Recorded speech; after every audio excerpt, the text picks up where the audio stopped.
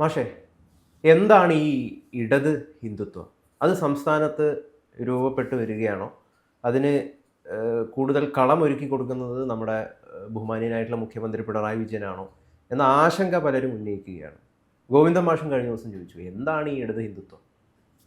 അല്ല, ഇടത് ഹിന്ദുത്വം എന്താണ് എന്നുള്ളത് അത് മുന്നോട്ട് വെച്ച ആളുകൾ പറയേണ്ട ഒരു കാര്യമാണ്. പക്ഷേ എങ്ങനെയാണ് അതിനെ വ്യാഖ്യാനിക്കണം എന്നുള്ള കാര്യം നമുക്ക് പറയാം. ഇപ്പോൾ കെയ്യനാണ് ഒരു പ്രത്യേക ഘട്ടത്തിൽ ഇങ്ങനെ ഇടത് ഹിന്ദുത്വത്തെക്കുറിച്ചുള്ള ഒരു ആശയം കൊണ്ടുവരും. ഇപ്പോൾ അത് ശക്തമായിട്ട് ഉപയോഗിക്കുന്നത് ജമാഅത്തെ ഇസ്ലാമിയും അതുപോലെ മുസ്ലിം സംഘടനകൾ, അതുപോലെ തന്നെ എനിക്ക് തോന്നുന്നു RMB പോലെയുള്ള സംഘടനകൾ ഒക്കെയാണ് ഇത് ശക്തമായിട്ട് ഉയർത്തിക്കൊണ്ടിരിക്കുന്നത്.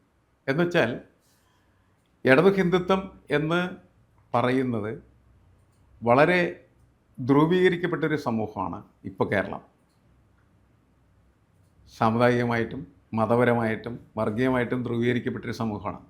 ഇവിടെ എങ്ങനെ നിങ്ങൾക്ക് ഇടതുപക്ഷത്തെ അധികാരത്തിൽ കൊണ്ടുവരാനായിട്ട് കഴിയും?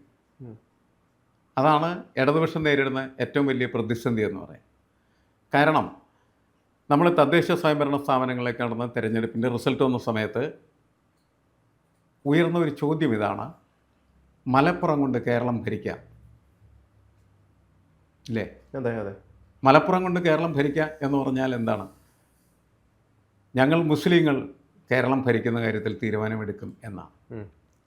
അപ്പോൾ ഇടത് ഹിന്ദുത്വത്തെക്കുറിച്ച് സംസാരിക്കുന്ന ആളുകളോട് ഉള്ള തിരിച്ചുള്ള ചോദ്യമായിട്ടാണ് അത് ഉയരുന്നത്. അതുപോലെ വളരെ ലളിതമായ ലോജിക്കിൽ ചോദിച്ച ഒരു ചോദ്യമാണ് മറ്റൊരു ചോദ്യം.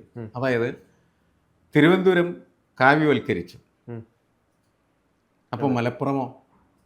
മലപ്പുറം പച്ചയായതെന്താ പറയാത്തത്? ഇങ്ങനെയുള്ള ചോദ്യങ്ങളൊക്കെ വരുമ്പോൾ നമുക്ക് കൃത്യമായിട്ട് മനസ്സിലാവുന്നൊരു കാര്യം എന്താണ്? നമ്മുടെ സമൂഹം വർഗീയവൽക്കരിക്കപ്പെട്ടു. ഹിന്ദു മുസ്ലിം വർഗീയവൽക്കരണം ഒരു വശത്ത്, നമ്മൾക്ക് വേണമെങ്കിൽ ഇത്തിരി അപ്പുറത്ത് ഇതിൽ ഈ ചർച്ചയിൽ വരാത്ത ആൾക്കാരാണ് കാസക്കാർ, ക്രിസംഖ്യകളെന്നാണ്. ക്രിസംഖ്യകളുമുണ്ട്.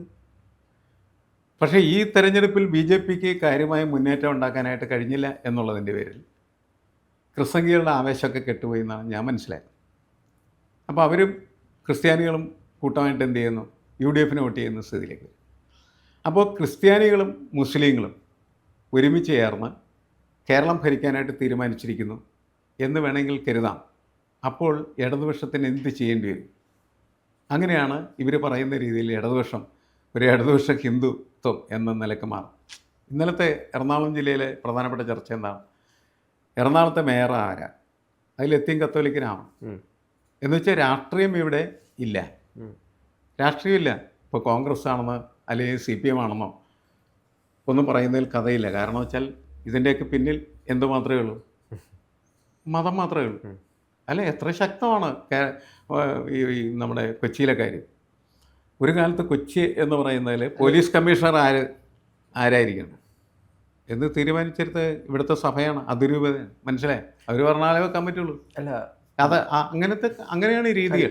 എനിക്ക് തോന്നുന്നത് ഈ ഇടത് ഹിന്ദുത്വം എന്ന് പറയുന്നത് സിമ്പിളാണെന്ന് തോന്നുന്നു. കാരണം PM ശ്രീയിൽ എന്താണ് ആരോടും ചോദിക്കുകയും പറയുകയും ചെയ്യാതെ ഒപ്പുവെക്കുന്നു. അതിൽ Indian education system, Indian knowledge സിസ്റ്റമൊക്കെ പ്രതിപാദിക്കുന്ന ഒരു സാധനമാണ് ഈ ദേശീയ വിദ്യാഭ്യാസ നയം എന്ന് പറയുന്നത്. അതിൽ ഇടത് സർക്കാർ ഒപ്പുവെക്കുന്നു. പിന്നെ അതുമാത്രമല്ല, ഈ പാരഡി സംഗീതത്തിൽ അത് ഭക്തജനങ്ങളുടെ വികാരത്തെ വ്രണപ്പെടുത്തുന്നു എന്ന് പറഞ്ഞിട്ട് കേസെടുക്കുന്നു. അപ്പോൾ ഇതൊക്കെ തന്നെയാണല്ലോ ഇടത് ഹിന്ദുത്വം. അത് തീർച്ചയായിട്ടും വർഗീയവൽക്കരിക്കപ്പെട്ട് കഴിഞ്ഞ സമയത്ത് എങ്ങനെ അതിനിടയിൽ കമ്മ്യൂണിസം നിലനിർത്താൻ പറ്റുമെന്ന് ചോദിച്ചാൽ നിലനിർത്താൻ പറ്റില്ല. അതാണുള്ള വിഷയം. അങ്ങനെ അവർ കമ്മ്യൂണിസ്റ്റ് ഐഡിയോളജിനെ ഉപേക്ഷിക്കുന്നു. നമ്മൾ മനസ്സിലാക്കേണ്ട കാര്യം എന്ന് വെച്ചാൽ കേരളത്തിൽ പ്രത്യയശാസ്ത്രപരമായി ഇടതുപക്ഷത്തിന് നിൽക്കാൻ പറ്റുന്ന സ്പേസ് നഷ്ടപ്പെട്ടുകൊണ്ടിരിക്കുകയാണ്. ഇപ്പോൾ കുറച്ച് വർഷങ്ങൾക്ക് മുമ്പ് നമുക്കങ്ങനെ ഒരു സ്പേസ് ഉണ്ടായിരുന്നു. ഇടതുപക്ഷത്തിൻ്റെ ഒരു സ്പേസ് ഉണ്ടായിരുന്നു, ഇടതുപക്ഷ രാഷ്ട്രീയത്തിൽ. ആ സ്പേസ് നഷ്ടപ്പെട്ട് കഴിഞ്ഞു. നഷ്ടപ്പെടുത്തിയതിൽ വലിയ പങ്ക് ഇടതുപക്ഷ ഭരണത്തിനുണ്ട്. യഥാർത്ഥത്തിൽ അത് ഭരണകൂടമാണ് അത് യഥാർത്ഥത്തിൽ നിന്ന് നഷ്ടപ്പെടുത്തുന്നത്. അങ്ങനെ നമുക്ക് വേണമെങ്കിൽ ഒരു ചോദ്യം ചോദിക്കല്ലേ, മുസ്ലിങ്ങൾ എന്തുകൊണ്ട് CPMനെ എതിർക്കുന്നു? CPM എന്താണ് മുസ്ലിങ്ങൾക്കെതിരെ ചെയ്തത്? അതിന് ഉത്തരം മുസ്ലിങ്ങൾ പറയണമല്ല. എന്താ ചെയ്തേക്കണം? എന്താ അവർക്ക് എടുത്തു പറയാനായിട്ടുള്ളത്? ഒന്നും പറയാനില്ല. അല്ല, ഹിന്ദു പാർട്ടിയാണെന്നുള്ളതാണ്. ഹിന്ദു പാർട്ടിയാണെന്നുള്ളതാണ്. ഹിന്ദു പാർട്ടി എന്ന് പറഞ്ഞാൽ മുസ്ലിങ്ങളുടെ എങ്ങനെയാണ് താല്പര്യത്തെ സംരക്ഷിക്കുന്നില്ല. മുസ്ലിം താല്പര്യത്തെ മുസ്ലിം താല്പര്യത്തെ സംരക്ഷിക്കുന്നില്ല എന്ന് പറഞ്ഞാൽ കഥയില്ല. മലപ്പുറം ജില്ല പോലും ഉണ്ടായത് EMS കാരണം കൊണ്ടാണ്. EMS ആരായിരുന്നു? കമ്മ്യൂണിസ്റ്റ് ആയിരുന്നു. പിന്നെ ഇവർ എന്ത് താല്പര്യമാണ് സംരക്ഷിക്കണമെന്ന് പറഞ്ഞു? ഇവർക്ക് പലതരം താല്പര്യങ്ങൾ സംരക്ഷിക്കാൻ അതാത് കാലത്തും ഓരോരുത്തരും ആവശ്യമാണ്. അവർ കമ്മ്യൂണിസ്റ്റുകാരെ ഉപയോഗിക്കും, പിന്നെ കോൺഗ്രസിന് ഉപയോഗിക്കും. ഇവർക്കൊക്കെ എന്ത്? ഞാൻ പറയുന്നത്, നമ്മളുടെ മുന്നിൽ ഇവരെന്തിനാണ് ഈ ന്യായവാദങ്ങൾ ഉയർത്തി ഇവർ പ്രമാണിമാരാണ്, ഇവർ സത്യവാന്മാർ പുണ്യവാളന്മാരാണെന്ന് പറഞ്ഞു എല്ലാവരും അവരവരുടെ താല്പര്യത്തിന് വേണ്ടി മാത്രം നിൽക്കുന്നത്. ഇപ്പം ഈ പലപ്പോഴും ഈ പല എന്താണ് അല്ല, ഞാൻ നേരത്തെ ചോദിച്ച ചോദ്യം അംബേദ്കറിസ്റ്റും അല്ല, ഞാൻ നേരത്തെ ചോദ്യം ഉണ്ടല്ലോ, ഇതാണ് മുസ്ലിങ്ങൾക്കെതിരെ എന്താണ് CPM ചെയ്തിട്ടുള്ളത്? അല്ല, CPM-ന്റെ ഒരു സ്ഥാപക നേതാക്കൾ പല ആളുകളും നമ്മൾ നോക്കുകയാണെങ്കിൽ തന്നെ ജാതിപരമായിട്ട് മേൽ ഇതിൽ നിൽക്കുന്ന ആളുകളാണ് പല ആളുകളും. അപ്പോൾ അതുകൊണ്ട് തന്നെ അടിത്തട്ടിൻ്റെ പ്രശ്നങ്ങൾക്ക് കൃത്യമായിട്ട് മനസ്സിലാക്കാൻ ഇവർക്ക് സാധിച്ചിട്ടില്ല എന്ന് പറയുന്ന ഒരു വിമർശനമുണ്ട്.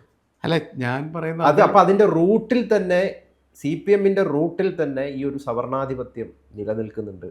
അത് പൊളിക്കാൻ സാധിക്കുന്നില്ല എന്താണ് മുസ്ലിങ്ങൾ പറയണത്?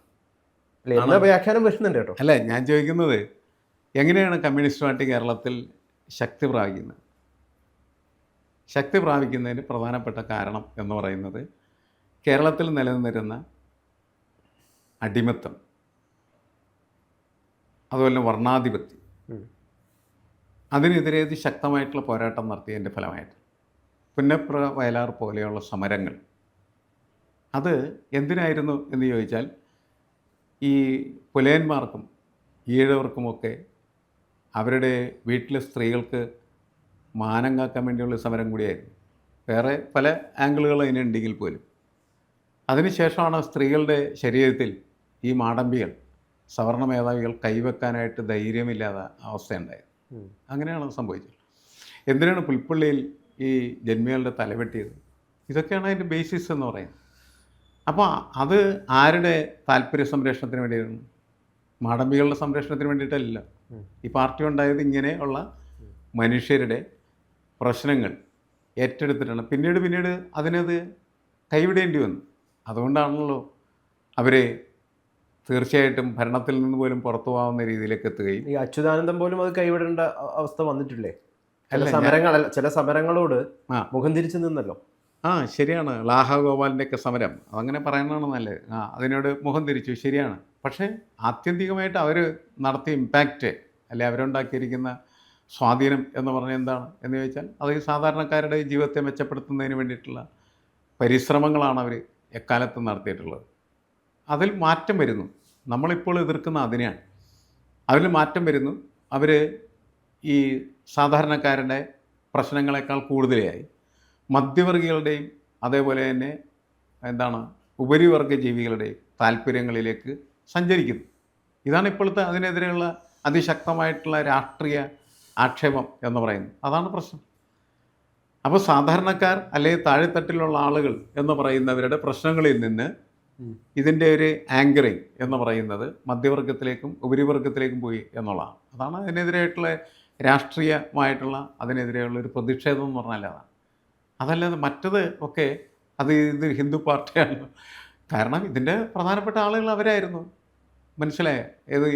ഇതിൻ്റെ ആവശ്യക്കാർ എന്ന് പറയുന്നത് ഈ സമരത്തിൽ മരിച്ച ആളുകൾ, അതിൽ പോരാട്ടം നടത്തിയിരുന്ന ആളുകളൊക്കെ ഈ ദളിതരും അതേപോലെ തന്നെ പിന്നാക്കക്കാരുമായിരുന്നു. അതിൻ്റെ ലീഡർഷിപ്പിൽ അവരെയൊക്കെ മുന്നോട്ട് കൊണ്ടുപോകുന്നതിന് നമ്പൂതിരിമാരോ നായന്മാരോ ഒക്കെ ഉണ്ടായിരുന്നുള്ളത് ശരിയായിരിക്കാം എന്ന് മാത്രമേ. അതല്ലാതെ ഇത് ആരുടെ താല്പര്യത്തിന് വേണ്ടിയിട്ടാണ് എന്ന് ചോദിച്ചാൽ അവരുടെ താല്പര്യത്തിന് വേണ്ടി വളർന്നു വന്ന പാർട്ടിയാണ്. ആ താല്പര്യം സംരക്ഷിക്കപ്പെടുന്നില്ല എന്നുള്ളതാണ് ഇന്നത്തെ അവർക്കെതിരായിട്ടുള്ള രാഷ്ട്രീയ ആക്ഷേപം എന്ന് പറയാം. എനിക്ക് തോന്നുന്നു. പക്ഷേ നമ്മളിപ്പോൾ ഈ ശ്രീനാരായണ ഗുരുവിനെ ഏറ്റെടുത്തു കഴിഞ്ഞാൽ, ഇപ്പോൾ നമ്മുടെ നവോത്ഥാന കേരളത്തിൻ്റെ ആദ്യ ശില്പികളിൽ ഒരാളാണ്. അദ്ദേഹത്തെ നമ്മൾ ഏറ്റെടുത്തു കഴിഞ്ഞാൽ അദ്ദേഹത്തിൻ്റെ രചനകളെ നമ്മൾ കൃത്യമായിട്ട് പഠിക്കുകയും പ്രചരിപ്പിക്കുകയും ചെയ്തു കഴിഞ്ഞാൽ ഇടത് ഹിന്ദുത്വയാകുമോ? അത് എങ്ങനെയാണ്? ഇപ്പോൾ വെള്ളാപ്പള്ളി നടേശനും അതേപോലെ തന്നെ ശ്രീനാരായണ ഗുരുവിനെയും കൂടി എന്ത് ചെയ്യുന്നു? നിങ്ങൾ ഈക്വലൈസ് ചെയ്യുന്നു. അതാണ് അപകടം. എവിടെയാണ് അപകടം? അവിടെയാണ് അപകടം. വെള്ളാപ്പള്ളി വരുമ്പോഴാണ് അവിടെ അപകടം വരുന്നത്. അല്ല, ഞാൻ പറഞ്ഞ വെള്ളാപ്പള്ളി വേറെ കാണുക. ആ. ശ്രീനാരായണ ഗുരുവിൻ്റെ ആശയങ്ങളെന്ന് പറയുന്നത് കേരളത്തിന് മാത്രമല്ല ലോകത്തിന് തന്നെ സ്വീകാര്യമായിട്ടുള്ള ആശയമാണ്. കാരണം അദ്ദേഹം പറയുന്ന ഓരോ കാര്യങ്ങളും പ്രവർത്തിച്ചിട്ടുള്ള ഓരോ കാര്യങ്ങളും പരിശോധിച്ച് കഴിഞ്ഞാൽ അതൊക്കെ ഈ അധസ്ഥിതരായിട്ടുള്ള മനുഷ്യരെ മുന്നിലേക്ക് ഉയർത്തിക്കൊണ്ടുവരുന്നതിന് വേണ്ടിയിട്ടുള്ള സമരങ്ങളുടെ ഭാഗമാണ്. സമരങ്ങൾ വളരെ സൗമ്യമായിട്ടുള്ള രീതിയിൽ എങ്ങനെയാണ് നിങ്ങൾക്ക് പ്രതിഷേധിക്കേണ്ടത് എന്ന് പഠിക്കണമെങ്കിൽ ശ്രീനാരായണ ഗുരുവിനെ നോക്കുന്നത് നല്ലതാണ്. കാരണം ഈഴവ ശിവൻ്റെ പ്രതിഷ്ഠ നടത്തുന്ന സമയത്ത് പോലും അത് വളരെ കൃത്യമായിരുന്നു എന്നുള്ളതാണ്. വളരെ വിപ്ലവകരമാണ്, പക്ഷേ സൗമ്യമാണ്. സൗമ്യവും ധീരവും വിപ്ലവകരമായിട്ടുള്ള രീതിയിൽ എങ്ങനെ നിങ്ങൾക്ക് പോരാട്ടം നടത്താമെന്ന് പറയുന്ന പാഠമാണ് അവിടെ നിന്ന് ലഭിക്കുന്നത്. കണ്ണാടി പ്രതിഷ്ഠ, അതെ, അതൊക്കെ പിന്നെ കുറച്ചും കൂടി ഉയർന്ന ദാർശനിക കാഴ്ചപ്പാടിലേക്ക് പോകുന്ന കാര്യങ്ങളാണല്ലോ. ഞാൻ പറയുന്നത് ഈ ഈഴവ ശിവൻ എന്ന് പറയുന്ന കൺസെപ്റ്റ്, അല്ലെങ്കിൽ ഒരു കല്ലെടുത്തിട്ട് എനിക്കും പ്രതിഷ്ഠിക്കാം. പക്ഷേ പറഞ്ഞ ചില ആളുകൾ പക്ഷെ അതിനെ അംഗീകരിക്കുന്നില്ല. ഓക്കെ, ഈഴവനെ എന്താണ് മുമ്പോട്ട് കൊണ്ടുവരാൻ ശ്രമിച്ചു, പക്ഷെ എന്തിനാണ് അവിടെ ശിവനാണ് അവിടെ പ്രശ്നം. ശിവനാണ് പ്രശ്നം എന്ന് പറഞ്ഞാലേ ശിവൻ എവിടുന്ന് വരുന്നു എന്നുള്ള ചോദ്യം വരും. അപ്പോൾ അന്നത്തെ പ്രശ്നം എന്താണെന്ന് അറിയാൻ പറ്റില്ലേ? അന്ന് ഈ കീഴ്ജാതിക്കാരായിട്ടുള്ള ആളുകളോട് പറഞ്ഞെന്താണ്, നിങ്ങൾ നല്ല ദൈവങ്ങളെ ആരെയും എന്ത് ചെയ്യാൻ പാടില്ല, ആരാധിക്കാനേ പാടില്ല എന്നത് അക്കാലത്തെ സവർണ മേധാവിത്വത്തിൻ്റെ വലിയ ആജ്ഞയാണ്. അവരാണ് ശ്രീനാരായണ ഗുരുവിനോട് ചെന്ന് ഞങ്ങൾക്ക് എന്താണ് പ്രാർത്ഥിക്കാൻ പോലും ഒരു ഇടമില്ല, അതിന് പകരം എന്താണ് ചാത്തൻ, മറുത, ഇങ്ങനെയൊക്കെയുള്ള ഏറ്റവും കീടൻ ലൈനിലുള്ള ദൈവങ്ങളെ നിങ്ങൾ ആരാധിച്ചാൽ മതിയെന്ന് ഈ പ്രമാണിയാരെ കൂടി പറഞ്ഞു. അത് പൊളിക്കുകയല്ലേ ശ്രീനാരായണ ഗുരു ചെയ്ത്. അല്ലാണ്ട് ഈ ശിവൻ എവിടെ നിന്ന് ഇറങ്ങി വന്നതെന്ന് അന്വേഷിക്കുന്നതിൽ ഒരു കഥയില്ലല്ല.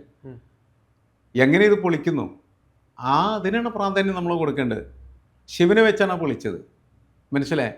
ഞങ്ങളുടെ ശിവനെ പ്രതിഷ്ഠിക്കാൻ നിനക്കെന്ത് അധികാരം എന്ന് ചോദിച്ച സമയത്ത് നിങ്ങളുടെ ശിവനെ ഞാൻ പ്രതിഷ്ഠിച്ചില്ലേ, ഞാൻ നമ്മുടെ ശിവനെയാണ് പ്രതിഷ്ഠിച്ചതെന്നാണ്. ഇപ്പം രാഹുൽ ഗാന്ധി പോലും ശിവനെ വെച്ചിട്ടാണ് കേന്ദ്ര സർക്കാരിനെ പൊളിക്കാൻ ശ്രമിച്ചുകൊണ്ടിരിക്കുന്നത്. അദ്ദേഹത്തിൻ്റെ പ്രതിപക്ഷത്തിൽ ഏറ്റവും ആദ്യം അദ്ദേഹം നടത്തിയ മെയ്ഡൻ സ്പീച്ച് അതിൽ പോലും ഉയർത്തി കാണിച്ചത് ശിവനെയാണ്.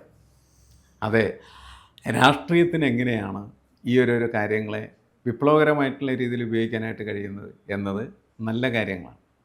നമ്മളിവിടെ ഈ എന്താണ് ഇടത് ഹിന്ദുത്വം എന്ന് പറയുന്ന പ്രയോഗം തന്നെ വളരെ അപകടകരമാണ്. അത് ഉയർത്തിക്കൊണ്ട് നടക്കുന്ന ആൾക്കാരും അതിനുവേണ്ടി പ്രവർത്തിക്കുന്ന ആളുകൾ ഇവർ വർഗീയവൽക്കരിക്കപ്പെട്ടിട്ടുണ്ടെങ്കിൽ അതിനെ എതിർക്കാന്ന് പറയും. ഇടത് ഹിന്ദുത്വം എന്ന് പറയുന്ന ഒരു സാധനമൊന്നുമില്ല. അത് ഇടതുപക്ഷം ഉയർത്തിയാലും ഹിന്ദുത്വമാണ് ഉയർത്തുന്നതെങ്കിൽ ഹിന്ദു വർഗീയതയുടെ ഭാഗമായിട്ട് പോകും എന്നല്ലാണ്ട് ഇടത് ഹിന്ദുത്വം എന്ന് പറഞ്ഞ പ്രത്യേക സംഭവമില്ല. ഞാൻ പറഞ്ഞ ഈ മുസ്ലിം പറഞ്ഞത് ഇപ്പം ശ്രീനാരായണ ഒരു ഭയങ്കര പ്രോഗ്രസീവ് ആയിരുന്നു, ലെഫ്റ്റ് ആയിരുന്നു, ശരിക്കും പറഞ്ഞു കഴിഞ്ഞാൽ ലെഫ്റ്റ് ആയിരുന്നു. പക്ഷെ അദ്ദേഹത്തെ നമ്മൾ സൂക്ഷ്മമായിട്ടൊന്ന് നോക്കുമ്പോൾ അദ്ദേഹത്തിന് ആധ്യാത്മികതയുടെ മറ്റൊരു വശം കൂടിയുണ്ട്. അവിടെ അദ്ദേഹം ഉപയോഗിച്ചത് മൊത്തം ഈ ഹിന്ദു എന്ന് പറയുന്ന അല്ലെങ്കിൽ ഭാരതീയ എന്ന് പറയുന്ന കാഴ്ചപ്പാടിലെ ഒരുപാട് ബിംബങ്ങളും ആശയങ്ങളുമാണ്. ഇത് രണ്ടും കൂടി ചേരുമ്പോൾ പ്രോഗ്രസീവും ലെഫ്റ്റും ആയിട്ടുള്ള ഒരാൾ എന്തിന് ഇത്തരം സാധനങ്ങൾ ഉപയോഗിക്കുന്നു എന്ന് പറയുമ്പോൾ അവിടെ ഇടത് ഹിന്ദുത്വം ഇല്ലെങ്കിലും ഇടത് ഹിന്ദു ആണോ എന്നുള്ളൊരു ചോദ്യമാണ്. നമ്മളുടെ പ്രശ്നം എന്ന് വെച്ചാൽ ഇത് വളരെ രസകരമായിട്ടുള്ള സാധനമാണ്. കൂടുതൽ നമുക്ക് സംസാരിക്കാൻ താല്പര്യമുള്ളതാണ്. നമ്മുടെ ഈ സമയത്തിനകത്ത് ഒതുങ്ങി നിൽക്കില്ല എന്ന് മാത്രമേ ഉള്ളൂ. നിങ്ങളെങ്ങനെയാണ് ഇന്ത്യയിൽ രാഷ്ട്രീയ പ്രവർത്തനം നടത്തേണ്ടത്? ഇന്ത്യയിൽ നിലനിൽക്കുന്നതായ സാഹചര്യങ്ങൾ, ബിംബങ്ങൾ, സങ്കല്പങ്ങൾ, വിശ്വാസങ്ങൾ, അതിനെയൊക്കെ ഉപയോഗിച്ചുകൊണ്ടേ നമുക്ക് എന്ത് ചെയ്യാൻ പറ്റുള്ളൂ, ഇന്ത്യയിൽ രാഷ്ട്രീയ പ്രവർത്തനം നടത്താൻ പറ്റും. അതെങ്ങനെ ലെഫ്റ്റാണ്? ലെഫ്റ്റ് എന്ന് പറഞ്ഞതിനിടയിൽ കാറൽ മാർക്സ് പറയുന്നത് മാത്രമല്ല ലെഫ്റ്റ് എന്ന് പറയുന്ന സാധനം. കാറൽ മാർക്സ് യഥാർത്ഥത്തിൽ ഈ 19-ാം നൂറ്റാണ്ടിൽ ഉയർന്നു വന്ന വ്യവസായ വിപ്ലവത്തിൻ്റെ ദുരന്തത്തെ അഭിസംബോധന ചെയ്യുകയാണ് ചെയ്തത്. എന്നിട്ട് അതിനുള്ള പ്രതിവിധിയായിട്ടാണ് മാർക്സിസം ഡെവലപ്പ് ചെയ്ത് വരുന്നത്. പക്ഷെ അതിൻ്റെ ഒരു അടിസ്ഥാനം, അതിൻ്റെ ഒരു എസെൻഷ്യൽ കൺസെപ്റ്റിനകത്ത് ലോകത്തിൻ്റെ എവിടെയും ഇപ്പോൾ ബ്ലാക്ക് മാർക്സിസം എന്ന് പറയും, അത് ആഫ്രിക്കയും അതേപോലെ തന്നെ അതുമായി ബന്ധപ്പെട്ട ആളുകളുടെ വിഷയങ്ങൾ അല്ലെങ്കിൽ നീഗ്രോകളുമായി ബന്ധപ്പെട്ടിരിക്കുന്നതായിട്ടുള്ള ജീവിത പ്രശ്നങ്ങളെ പരിഹരിക്കാൻ എങ്ങനെ മാർക്സിസത്തെ ഉപയോഗിക്കാൻ പറ്റും എന്ന് അവരാലോചിക്കുമ്പോൾ അവർ രൂപപ്പെടുത്തിയെടുക്കുന്ന ഒരു സങ്കല്പമാണ്. അതുപോലെ ഇന്ത്യയിൽ ജാതിയുമായി കെട്ടിപ്പിണഞ്ഞ് കിടക്കുന്ന ഇന്ത്യൻ സങ്കല്പങ്ങളിലേക്ക് നിങ്ങൾ എന്തുകൊണ്ട് ഈ ഇടത് സങ്കല്പങ്ങളെ ശരിയാക്കിയെടുത്തുകൂടാ, അല്ലെങ്കിൽ രൂപപ്പെടുത്തിയെടുത്തുകൂടാ, അതിന് പോരാട്ടത്തിന് വേണ്ടിയിട്ട് ഉപയോഗിച്ചുകൂടാ? അങ്ങനെ ചിന്തിക്കാനായിട്ട് പ്രവർത്തിച്ച വളരെ വളരെ അപൂർവം ആളുകളെ ഇന്ത്യയിലുള്ളൂ. അതാണ് പ്രശ്നം. ആരൊക്കെയാണത്? അല്ല, കൊസാംബിയെ പോലെയുള്ള ആളുകളെല്ലാം ആ തരത്തിൽ പരീക്ഷണം നടത്താനായിട്ട് ശ്രമിച്ചിട്ടുള്ള ആളുകളാണ് എന്നുള്ള കാര്യം നമുക്കറിയാവുന്ന. EMS പോലും അങ്ങനെ വളരെ ശക്തമായിട്ടുള്ള രീതിയിലേക്ക് ഒരു അന്വേഷണം നടത്തിയിട്ടുണ്ടോ എന്നുള്ള കാര്യം സംശയമാണ് ശരിക്കും പറഞ്ഞു കഴിഞ്ഞിട്ടുണ്ടെങ്കിൽ. കാരണം അവരുടെ ഒരു മോഡൽ, മാതൃക എന്നൊക്കെ പറഞ്ഞു കഴിഞ്ഞിട്ടുണ്ടെങ്കിൽ ഈ യൂറോപ്പ് കേന്ദ്രീകൃതമായിട്ടുള്ള മാർക്സിസത്തിൻ്റെ മാതൃകയായിരുന്നു. അപ്പം അതിനെ ഇങ്ങോട്ട് മാറ്റുന്ന സമയത്ത് ഇപ്പോൾ എനിക്ക് തോന്നുന്നത് ഇപ്പോൾ ഉയർന്നു വന്നിരിക്കുന്ന ഈ ചർച്ചകളൊക്കെ പുതിയ കാലത്ത് എങ്ങനെ കേരളത്തിൽ ഇടതിനെ പാകപ്പെടുത്തിയെടുക്കേണ്ടതാണ്, രൂപപ്പെടുത്തിയെടുക്കേണ്ടത് എന്നുള്ളതിലേക്ക് പോവുകയാണെങ്കിൽ രസകരമായിരിക്കും.